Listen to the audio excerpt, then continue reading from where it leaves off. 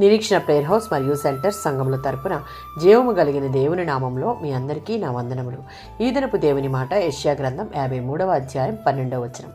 గొప్పవారితో నేను అతనికి పాలు పంచిపెట్టెదను. యెషయా గ్రంథం 52వ అధ్యాయం 13వ వచనం.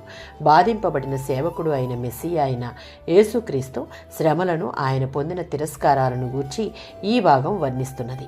ఆయన శ్రమల ద్వారా అనేక మంది క్షమాపణ, నీతిమత్వం, విమోచన, స్వస్థతలు పొందుతారని యెషయా ఇక్కడ ప్రవచిస్తున్నాడు. అంతేకాక ఆయన శ్రమలు ఆయన హెచ్చింపబడడానికి, మహిమ పొందడానికి కూడా కారణమవుతాయి.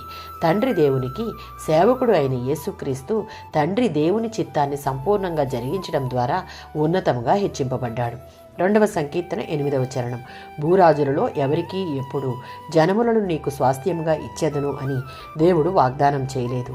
ఇది రాజు అయినటువంటి మెస్సీ అయిన యేసులో మాత్రమే నెరవేరేటటువంటి వాగ్దానం. ఇది కొంత ప్రాంతానికి మాత్రమే పరిమితమైనది కాక భూమిని దిగంతముల వరకు సొత్తుగా పొందే విస్తృతమైన హక్కును, అంటే సర్వ ప్రపంచాన్ని, అందులోని సమస్తమును సూచిస్తున్నాయి. యెషయా గ్రంథం 53వ అధ్యాయం 12వ వచనం.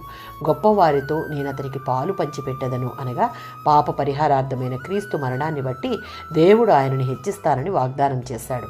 అదేవిధంగా తనను వెంబడిస్తూ ఆత్మబలంతో పాపంపై, సాతానుపై యుద్ధమాడే బలమైన యోధులను కూడా తనతో పాటు హెచ్చిస్తానని క్రీస్తు వాగ్దానం చేస్తున్నాడు. శిలువపై యేసు మరణం ద్వారా దేవుని ప్రజలకు ఒక గొప్ప స్వాస్థ్యం ఇవ్వబడింది.